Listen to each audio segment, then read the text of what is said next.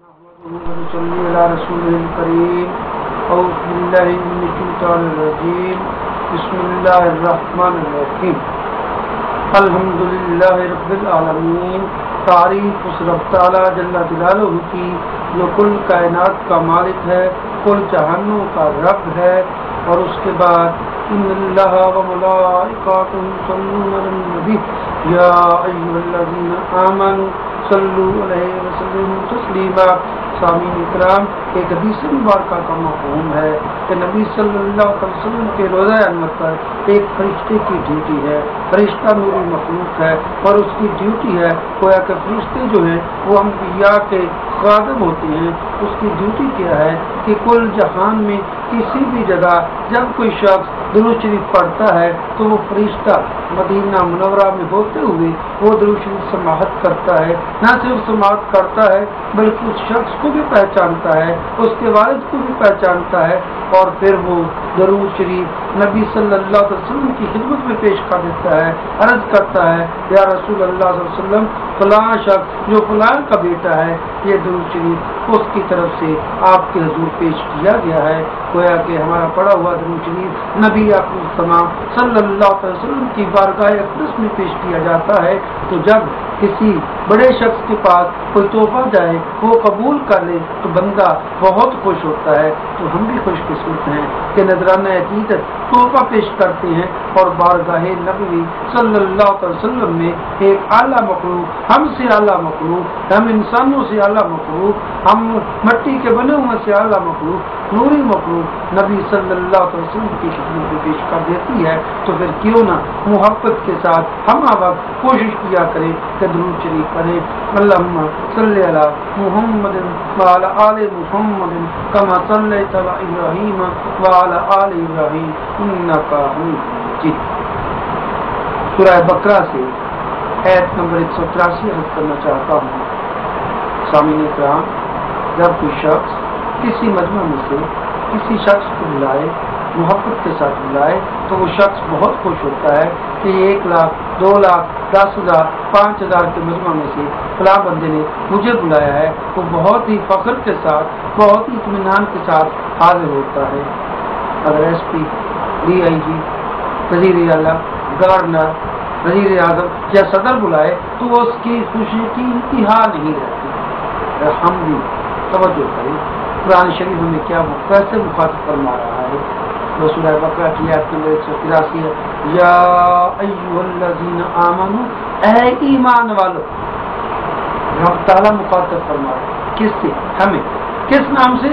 یا ایھا الذین آمنوا، اے ایمان والو. گویا کہ رب ہمیں یہ اعزاز دے رہا ہے کہ ہم ایمان والے ہیں، ایمان کی دولت سے مالا مال ہیں. ایمان والا کون؟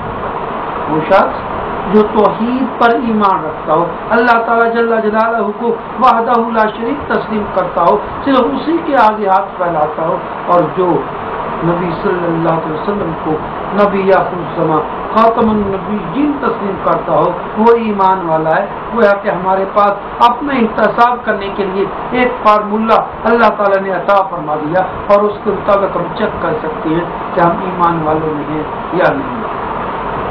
اس کو کوئی مشکل کام ہو، بہت ہی مشکل کام ہو، تو اس کو طے کرنے کے لیے، اس کو حل کروانے کے لیے کسی کو پیار کے ساتھ کہہ دیں تو وہ کام وہ بڑی آسانی کے ساتھ کر لیتا.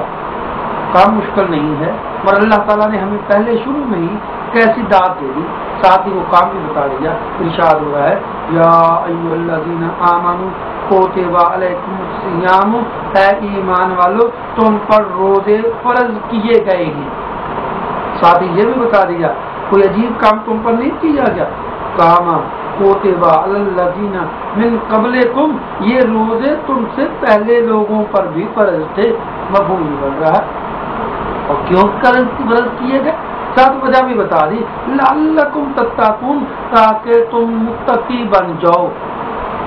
اس آیت مبارکہ سے 3-4 چیزیں نکلتی ہیں اگر ہم غور کریں، توجہ کریں. ایک تو یہ کہ رب تعالیٰ نے ہمیں ایمان والے کہہ دیا. دوسرا، رب تعالیٰ نے ہمیں روزوں کا حکم دے دیا. اس طرح رب تعالیٰ نے ہمیں یہ بتا دیا کہ تم کو یہ نویکلا کام، عجیب کام پہلی دفعہ نہیں کر رہے ہو، اس سے پہلی کی قوم میں بھی کیا کرتے تھے۔ اور ساتھ ہی پھر ہمیں اعزاز بھی دے دیا کہ تم متقی بن جاؤ گے۔ پہلا یہ ہے کہ تم متقی بن جاؤ گے۔ نتیجہ کیا نکلا کہ روزے وہی رکھے گا جو ایمان والا۔ تو ہم ایمان والا ہونے کا دعویٰ تو کرتے ہیں اور روزوں سے دور بھاگتے ہیں، حالانکہ رب نے یہ بھی بتا دیا ایام معدودات، یہ چند دن ہیں، خاص دن ہیں، تھوڑے سے دن ہیں، ان سے فائدہ اٹھا لو۔ ہاں، جو مریض ہو، جو مسافر ہو، اس کے لیے ہے، مگر وہ بھی بعد میں وہ روزے ضرور رکھے گا۔ آج کا میرا یہ درس صرف اسی حد تک محدود رہا کہ ہم پر روزے فرض ہیں، ہم اونٹے مسلمان ہیں، نبی صلی اللہ علیہ وسلم کے ماننے والے ہیں، ہم ایمان والے ہیں۔ جب ایمان والے ہیں تو قرآن شریف پر بھی عمل کریں، حدیث مبارکہ پر بھی عمل کریں۔ اگر ان پر عمل کریں گے تو پھر ایمان والے رہیں گے، اگر عمل نہیں کریں گے تو پھر صرف ایک ہمارا نعرہ ہوگا جو گلے سے اوپر تک ہوگا۔ اگر کوئی والد کسی سے پانی مانگے، بچہ کہے مجھے آپ سے محبت ہے اور پانی خود پی لو، تو یہ اس کی محبت تک نہیں ہوئی۔ ہم خود کو کہتے ہیں مسلمان ہیں مگر روزے نہیں رکھتے، الہی حکم نہیں مانتے، نبی صلی اللہ علیہ وسلم کے ارشاد پر عمل نہیں کرتے، تو کیسے مسلمان؟ اللہ تعالیٰ جل جلالہ کے حضور دعا ہے کہ وہ ہمیں پورے پکے مومن بننے کی توفیق عطا فرمائے۔ ہم رمضان شریف کے روزے بھی رکھیں اور رمضان کی رحمتیں، برکتیں، نعمتیں بھی سمیٹیں۔ اللہ تعالیٰ جل جلالہ ہم سب کا حامی و ناصر کو